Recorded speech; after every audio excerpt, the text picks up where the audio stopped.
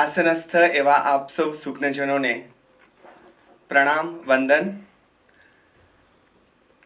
કોઈ બેંક પુસ્તક પરબનું કામ ઉપાડે અને આટલા સરસ રીતે આ કામ આગળ ધપાવે, એના 19મા મણકા બનવાનું સદભાગ્ય પ્રાપ્ત થાય, એનો આનંદ જ મારો પુરસ્કાર હોઈ શકે.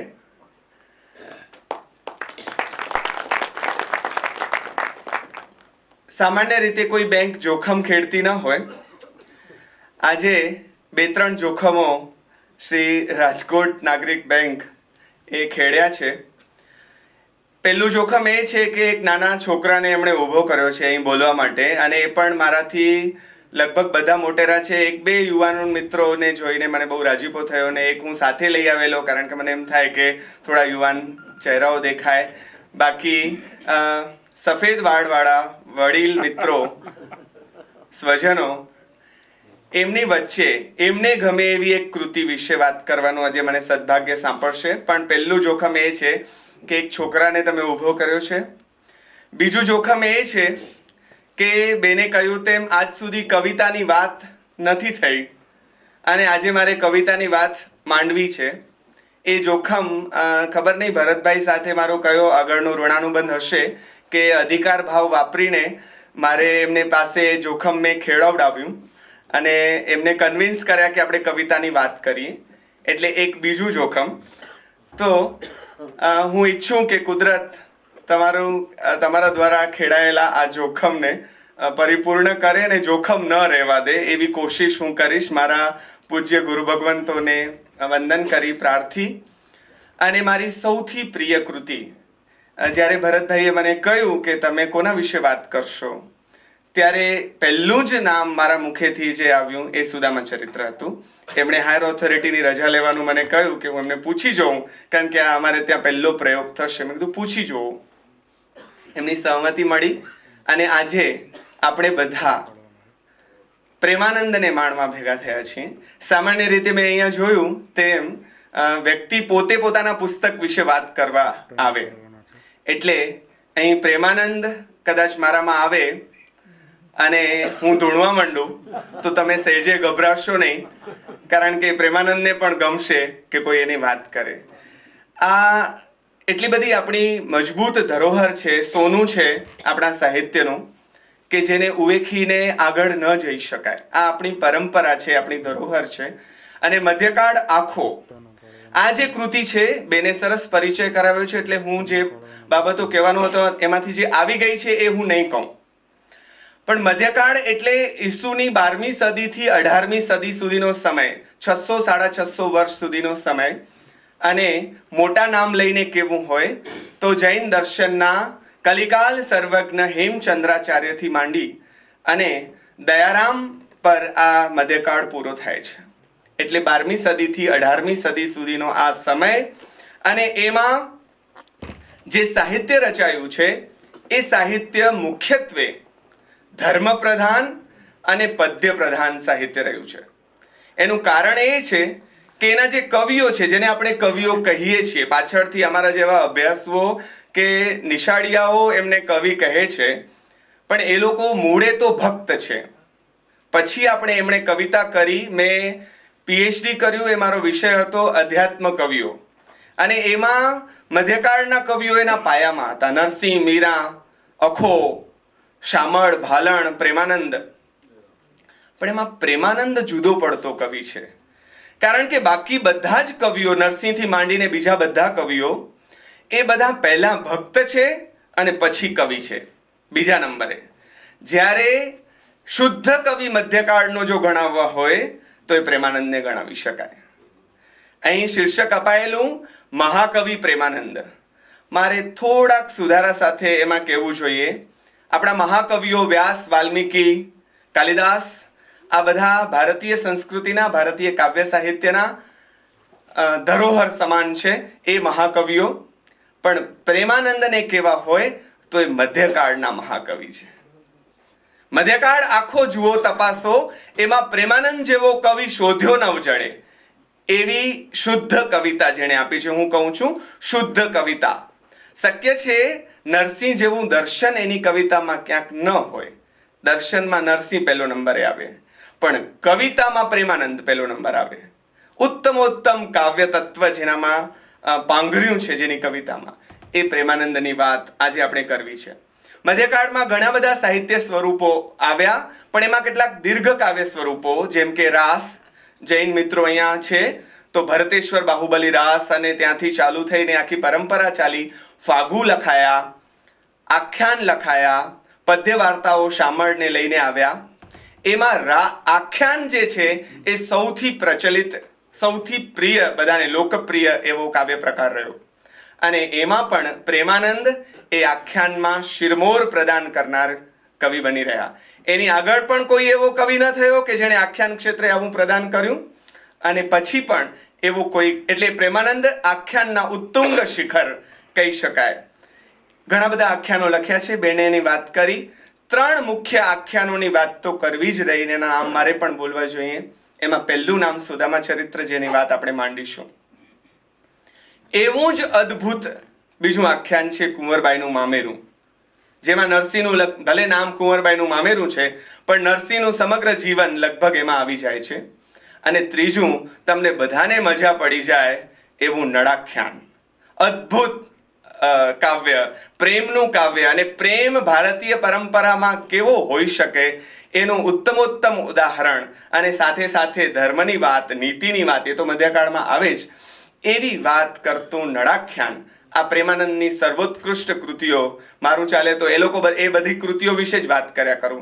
એનું કારણ એ છે કે અમારા શિક્ષકો, મારા ગુરુજન ડૉક્ટર દર્શનાબેન ધોળકિયાને મારે પહેલાં સ્મરવા જોઈએ, કે જેમના કારણે અમે આ સાહિત્યના પ્રેમમાં પડ્યા. હું મુખ્ય અંગ્રેજી વિષયનો અધ્યાપક, વિદ્યાર્થી રહ્યો, અને પછી ખેંચાયો સાહિત્ય તરફ એ દર્શનાબેનના કારણે, આ સુદામા ચરિત્રના કારણે, અને બારી બહાર નામના પ્રહલાદના કાવ્ય સંગ્રહના કારણે. તો આ કાવ્યોએ જીવનથી રસાયેલા કાવ્યો. આજે આપણે સુદામાની વાત જે કરવી છે, બેને કહ્યું બધાને ખબર છે what is the story of Sudama ચરિત્ર. You all know that. બધાને ખબર છે, ગરીબ બ્રાહ્મણ છે, કૃષ્ણ અને સુદામા ભેગા ભણતા હતા, પછી છૂટા પડ્યા, સુદામા બિચારો ગરીબ થઈ ગયો, કૃષ્ણ રાજા થઈ ગયા, એના ઘરે ખાવાના સાંસા પડ્યા. એટલે એના પત્નીએ એને કહ્યું કે ભાઈ તમે જાઓ, તમારા સાથે તો કૃષ્ણની મૈત્રી છે તમારી પાસે, તમે કૃષ્ણ પાસે જાઓ માગવા. સુદામાએ ના પાડી, રકઝક ચામી. પછી આખરે જે બધા ઘરમાં થાય તેમ ઘરવાળીનું માનવું જ પડે એમ એ માનીને ગયા. કૃષ્ણએ એમને જે આપવાનું હતું એ આપ્યું, ખાધું પીધું મોજ, છેલ્લે સુખાંત. આપણી વાર્તાઓની મજા એ છે કે સુખાંત હોય, ખાધું પીધું મોજ કર્યું, આ વાર્તાઓનો આનંદ. હવે આ તો તમને બધાને ખબર છે, તો તમે શા માટે શિયાળાની આવી ઠંડી સાંજે સ્વેટર ચડાવીને આટલા બધા વ્યસ્ત લોકો, મને જેમને જેમને મળાવ્યા ભરતભાઈ, એ બધા પાછળ એટલા મોટા મોટા વિશેષણો હતા કે મને બીક લાગવા માંડી કે આ છે, હું કાંઈ નથી. એટલા બધા મોટા લોકો અહીં સામે સાંભળવા બેસે, ડાયરેક્ટર સાહેબથી માંડીને બધા. તો મને એમ થાય કે એવી તો શું જરૂર, બધાને જ ખબર છે શા માટે આપણે આવ્યા છીએ. મેં મારે તમને પહેલા કહ્યું તે, આપણે સુદામા ચરિત્ર, સુદામાને જોવા છે પ્રેમાનંદની આંખે, સુદામાને સાંભળવા છે પ્રેમાનંદની જીભે. એટલે ફરી કહું છું કે પ્રેમાનંદ આવશે જ, અને તમે સેજે ગભરાશો નહીં, કારણ કે કવિ કોઈ દિવસ કોઈને હાનિ પહોંચાડી શકતા નથી, ઈચ્છે તો પણ. બિચારા ઘરથી એ કાંઈ ચાલે નહીં, ત્યાં બહાર તો કશું જ ન કરી શકે. એટલે આવા પ્રેમાનંદનું સુદામા ચરિત્ર, story is well known, the way of presentation is different. એનું જે રજૂઆત છે, જોજો તો ખરા, તમે બધા પ્રેમાનંદના પ્રેમમાં પડી ન જાઓ તો કવર બાજુ પર મૂકી દેજો. એનું કારણ એ છે કે પ્રેમાનંદ અદ્ભુત રીતે સુદામાની વાત આપણી સમક્ષ મૂકે છે. એ જ ચીલાચાલુ વાત જે તમને ખબર છે, એ વાતને જોજો હવે પ્રેમાનંદ કેમ મૂકે છે. 14 કડવામાં વિભાજિત છે આ કાવ્ય. બેને કહ્યું, કડવું એટલે આખ્યાનનો એક ખંડ. જેમ મહાકાવ્યો સર્ગમાં વિભાજિત હોય, તેમ આખ્યાન કડવામાં વિભાજિત હોય. એમાં હવે જોજો, આપણે એની અંદર પ્રવેશ કરીએ છીએ. તમે બધા 8 વાગ્યા સુધી મારા આ વર્ગમાં છો. મારે આનંદ છે કે આટલા મોટા વિદ્યાર્થીઓ આજે મળ્યા છે. એટલે હું વર્ગ લઈને આવ્યો છું, છતાં પણ એવું નથી કે વર્ગ નથી લીધો, એના ખાર બધા તમારી ઉપર કાઢવા છે. એ બધા ખાર કાઢીને આવ્યો, છતાંય એ આનંદ આજે તમારી સમક્ષ વહેંચવો છે. દસમ સ્કંદમાંથી સુદામાની કથા પ્રેમાનંદે લીધી છે. 80મા અધ્યાયમાંથી, દસમ સ્કંદના 80મા અધ્યાયમાંથી એની વાત આગળ આવે. બેને મંગલાચરણ જે હોય એ બેને વાંચી સંભળાવ્યું. મારે તમને જે કહેવું છે આ છે કે આ પ્રેમાનંદનો સુદામો, એની પહેલી ઓળખ, સુદામાની પહેલી ઓળખ પ્રેમાનંદ કરાવતા કહે છે કે ઋષિ સાંદીપનીને આશ્રમે કૃષ્ણ અને બલરામ ભણવા આવ્યા છે, ત્યાં સુદામા પણ ભણી રહ્યા છે. પણ સુદામાની ઓળખ જોજો. Our hero is Sudama, not Krishna. મારે આજે કૃષ્ણ વિશે વાત કરવી હોય તો એ જુદું થાય. આજે કૃષ્ણ વિશે વાત નથી કરવાની, સુદામા. અને પ્રેમાનંદના હીરો પણ સુદામા છે. કૃષ્ણ આવશે સપોર્ટિવ રોલમાં, એ સપોર્ટિવ રોલમાં છે, પણ મુખ્ય હીરો છે એ સુદામા છે. એની ઓળખ તો જુઓ, પહેલી જ, હજી તો નિશાળીઓ છે. અને પ્રેમાનંદ કહે છે તેની નિશાળે, જ્યાં કૃષ્ણ ભણતા હતા સાંદીપની ઋષિના આશ્રમે, તેની નિશાળે વડો વિદ્યાર્થી ઋષિ સુદામો કહાવે. હવે આપણે અટકીએ. તેની નિશાળે વડો વિદ્યાર્થી ઋષિ સુદામો કહાવે. હવે ટેણો મેણો ટાઉ ટાઉ, હજી તો મૂછનો દોરોય નથી ફૂટ્યો, આટલાક ટાબરાને પ્રેમાનંદે ઋષિ કેમ કહ્યો હશે? આપણને નવાઈ લાગે. અને આપણને એમ થાય કે પ્રેમાનંદ તો અતિશયોક્તિના કવિ છે, કોઈને કાંઈ પણ કહે. કેટલી અતિશયોક્તિના કવિ! નળાખ્યાનમાં નળ અને દમયંતીનું વર્ણન આવે તો એમ કે દમયંતીનો ચોટલો એટલો લાંબો અને કાળો છે કે એનાથી શરમાઈને બધા જ નાગ પાતાળ લોકમાં જતા રહ્યા. કારણ કે એમ થયું કે આના જેવા લાંબા ને કાળા અમે છીએ જ નહીં, હાલો આ બોઠપ થશે, એના કરતાં પાતાળમાં જતા રહી. દમયંતીને ઘડવા માટે બ્રહ્માએ તે જ ભેગું કર્યું. દમયંતી ઘડી અને વધ્યું જે અચરો કચરો આમ એને આમ થાપલી કરીને આકાશમાં ઘા કર્યો અને ચંદ્ર થઈ ગયો. એટલે દમયંતી કેવી દેખાવડી હશે?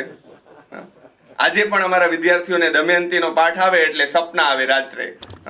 એટલો સરસ પ્રેમાનંદ વર્ણન કરે. એવી ચિત્રાત્મકતા પ્રેમાનંદના વર્ણનોમાં, જેને પરણવા માટે જેના બધા જ દાંત પડી ગયા હોય એવા વૃદ્ધ દમયંતીના સ્વયંવરમાં મોઢામાં સોપારીઓ નાખીને જાય કે ક્યાંક દમયંતી અમને વરમાળા પહેરાવે તો. આવો પ્રેમાનંદ. એટલે આપણને એમ થાય કે આ તો અતિશયોક્તિ કરે, એમાં ક્યાં નવાઈ? ઋષિ કહે. પણ ના, સાહિત્યના વિદ્યાર્થી તરીકે પસાર થતા અમારા શિક્ષકોએ અમને એમ કહ્યું કે ઉત્તમ કાવ્ય પહેલા પ્રશ્ન જગવે અને પછી એ જ પ્રશ્નનું સોલ્યુશન, નિરાકરણ એ જ ઉત્તમ કાવ્ય તમને આપે. મારે તમને કહેવું એ છે કે સુદામા ચરિત્ર કશું જ નથી. અને એક ટાઇટલ આપવું હોય તો ભરતભાઈ આ આપી શકાય, સુદામા ચરિત્ર ઋષિત્વથી ઋષિત્વની યાત્રાનું કાવ્ય છે. ઋષિત્વથી ઋષિત્વની યાત્રાનું આ કાવ્ય છે. મારે તમને એ સાબિત કરી બતાડવાનું છે. જેમ વિજ્ઞાનમાં અને ગણિતમાં થાય તેમ પ્રમેય સાબિત થશે તો આપણે માનશું કે ઋષિ છે. જોજો, પ્રમેય સાબિત થવાની શરૂઆત થઈ ગઈ. ક્યારે? કૃષ્ણ તો એને ઘણું બધું કરવાનું છે, આવ્યા છે, કાંઈ એમને એમ કાંઈ જરા અહીંયા કાંઈ ભણવા બેઠા પડે અમારી જેમ. હું 25 વર્ષનો ઢગો થયો ત્યાં સુધી ભણ્યો. કૃષ્ણ જો એવડું ભણવા બેસે તો બીજું કરવાનું કરે ક્યારે? એટલે એમણે 64 દિવસમાં 14 વિદ્યાઓ ભણી લીધી. એમાં મારા પ્રેમાનંદ કે છે આપણે જોવા નથી ગયા, પણ ભણી જ લીધી હોય, અવતાર પુરુષ છે. 64 દિવસમાં 14 વિદ્યાઓ ભણીને ભલે આવજો કરીને નીકળવા ગયા. ત્યારે મજા આ છે કે એક સુદામાને ભેટીને રોયા. અને પહેલું વાક્ય પ્રેમાનંદ આ મૂકે છે કે કૃષ્ણ એને ભેટીને રોએ છે અને કહે છે, મહાનુભાવ ફરીને મળજો, માંગવું છું એકવાર. કોણ કહે છે? કૃષ્ણ કહે છે, મહાનુભાવ ફરીને મળજો, માંગું છું એકવાર. કૃષ્ણ એની પાસે ભિક્ષા માંગે છે કે ફરી મળજો ક્યારેક, હું આ તમારી પાસે યાચના કરું છું. અને ત્યારે જુઓ એમનું ઋષિત્વ આટલા ટેણા મેણાનું ક્યાં દેખાય છે, એ મારે તમને કહેવું છે. પાછળથી ઓલું તને સાંભળે રે મને વિસરેમાં આપણને ખબર પડે છે કે ઋષિ પત્ની પણ કૃષ્ણને નહોતા ઓળખી શક્યા. ત્યારે સુદામાનો જવાબ તો જુઓ. સુદામા ગદગદ કંઠે કહે, સુદામા માંગું દેવ મુરારી, સદૈવ તમારા ચરણો વિશે મનસા રહેજો મારી. સદૈવ તમારા ચરણો વિશે મનસા રહેજો. કૃષ્ણ શું છે એને સ્વયં સાંદીપનીના પત્ની નહોતા ઓળખી શક્યા, જે ઋષિ પત્ની હતા, બીજા નહોતા ઓળખી શક્યા. એ ભગવત તત્વને જે ઓળખે તે ઋષિ છે. પહેલી સાબિતી આપણને મળે છે. ભગવત તત્વને ઓળખી શક્યા. માગવું હોત તો બીજું ઘણું બધું માગી શક્યા હોત. કૃષ્ણ પાસે ઐશ્વર્ય, મારે તમને કહેવું એ છે કે પસંદગીની કલામાં ખાટી ગયા છે. એ મોટો માણસ છે જે પસંદગીની કલામાં ખાટી જાય છે. કુંવરબાઈનું મામેરું પ્રેમાનંદનું, એમાં પણ જ્યારે નરસિંહ મહેતા અપૂજ્ય શિવલિંગ પર માથું મૂકીને બેસી ગયા છે હઠ લઈને કે શિવ પ્રસન્ન થાય ત્યારે જ ઊભો થાઉં, શિવ પ્રસન્ન થઈને એમ કહે છે કે માગો માગો શું જોઈએ, ત્યારે એ કહી શક્યા હોત કે મારી ભાભી એટલી નકામી બાઈ છે, તમે પહેલા એનું ધનોત પનોત કાઢો, એ મને બહુ હેરાન કરે છે, જેના કારણે તો એ આવ્યા હતા અહીંયા. પણ એ નરસિંહ હતા. એણે શું કહ્યું? તમને જે વલ્લભ હોય જે દુર્લભ આપો તે મુજને. હે શિવ, તમને જે પ્રિય હોય અને જેને મેળવવા દુર્લભ હોય એ મને આપો. એવું કહેવાય છે કે શિવ પણ વિષ્ણુના ભક્ત છે, એટલે એમણે વૈકુંઠમાં રાસલીલાના દર્શન કરાવવા લઈ જાય છે. અને કૃષ્ણ શિવ તરફથી મળેલી ભેટ છે. પહેલા નાગર છે, હાટકેશની પૂજા કરે, શંકરના ભક્ત છે, પછી કૃષ્ણના ભક્ત થયા છે. હા, પણ માગવાની કલામાં, પસંદગીની કલામાં નરસિંહ ખાટી ગયા છે, સુદામા પણ ખાટી ગયા છે. કારણ કે બંને જણાએ એક વસ્તુને અર્જિત કરી છે, અને એ છે ઋષિત્વ. સાધુત્વ જેમણે હાંસલ કર્યું હોય એ જ ભગવત તત્વને ઓળખે અને એ જ ભગવત તત્વને માંગે. બાકી બધા ઘણું બધું માંગે, પણ એ ઘણા બધામાં કાંઈ જ નથી આવતું હતું. હા, આ એમની ઋષિત્વની પહેલી સાબિતી. આગળ જોજો, પ્રેમાનંદ આપણા ફિલ્મ મેકર્સ જેવો છે. હા, પ્રેમાનંદને વચ્ચેની ઘટનાઓમાં બહુ રસ નથી. ફિલ્મોમાં તમે અમિતાભ બચ્ચનને જુઓ, એક નાનો છોકરો હોય, કચરાના ઢગલા ઉપર પડ્યો હોય, પછી આમ તેમ રખડતો હોય, એક લારી લઈને દોડે, પછી ધીરે ધીરે એના પગ મોટા થતા જાય, અને પછી અમિતાભ બચ્ચન થઈ જાય. હા, એ કારણ કે એને વચ્ચે શું થયું એ કહેવામાં રસ નથી. એ શું કહેવા માંગે છે, શું બતાવવા માંગે છે. પ્રેમાનંદનો કેમેરા સીધો ત્યાંથી જાય છે સુદામાના ગ્રસ્થાશ્રમ પર. બંને છૂટા પડી ગયા. આમણે કહ્યું, હમણે સાંભળી લીધું, બે છૂટા પડ્યા, મોટા થઈ ગયા, વચ્ચે ઘણું બધું બન્યું છે, આપણે એમાં જવું નથી. સુદામાના જીવનમાં બન્યું છે, કૃષ્ણના જીવનમાં. આપણે તો પ્રેમાનંદ જે બતાવે છે તે જોવું છે. પ્રેમાનંદે બતાવ્યું આગળ સુદામાનું ગ્રસ્થાશ્રમ. જુઓ તો ખરા, પંક્તિ કેવી મૂકે છે? સુદામે ગ્રસ્થાશ્રમ માંડ્યો, મન જેનું સંન્યાસી રે.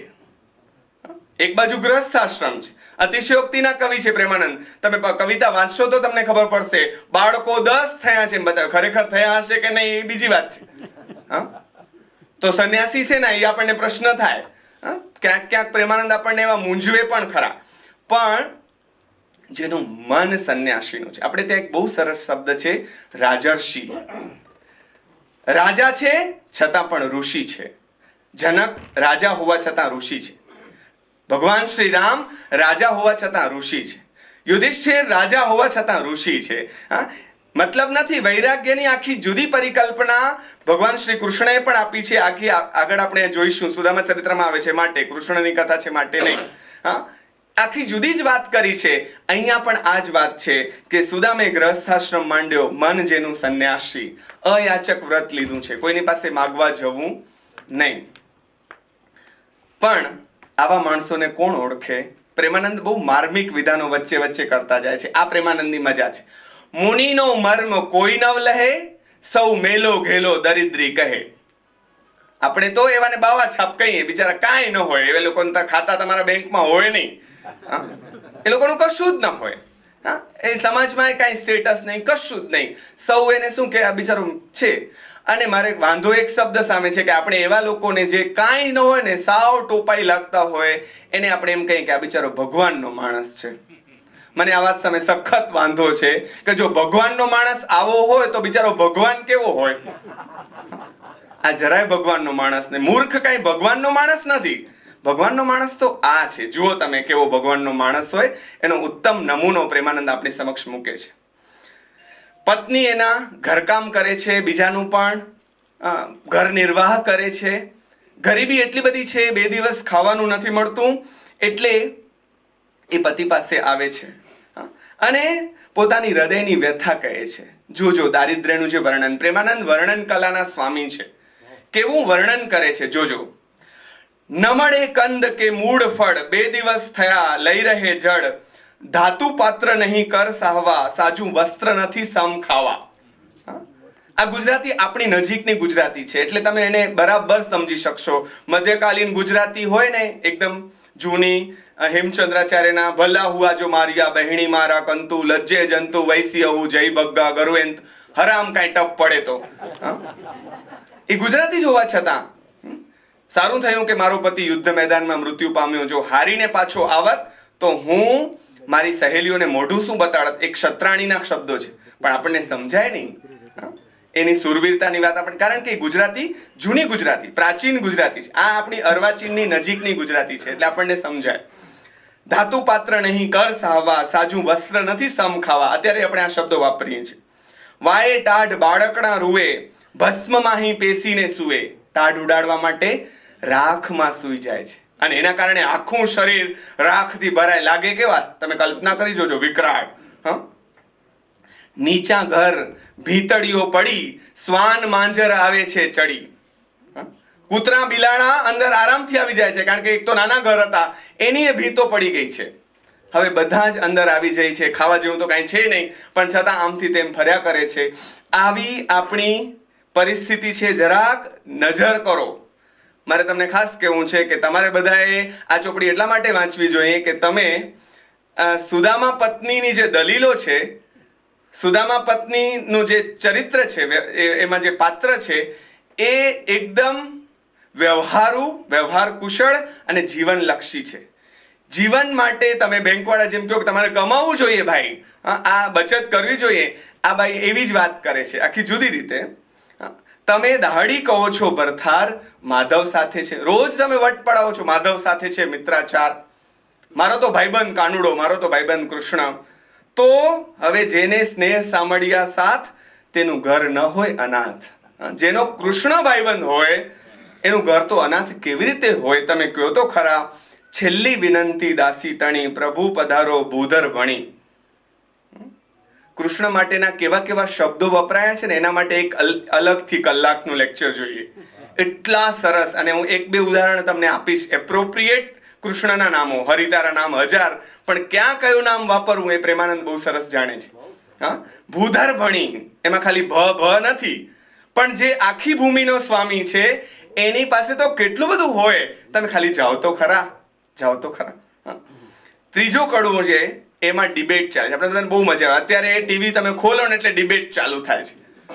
હમને ये नहीं किया तुमने, અલે સોરી, એવું તો કોઈ બોલે નહીં,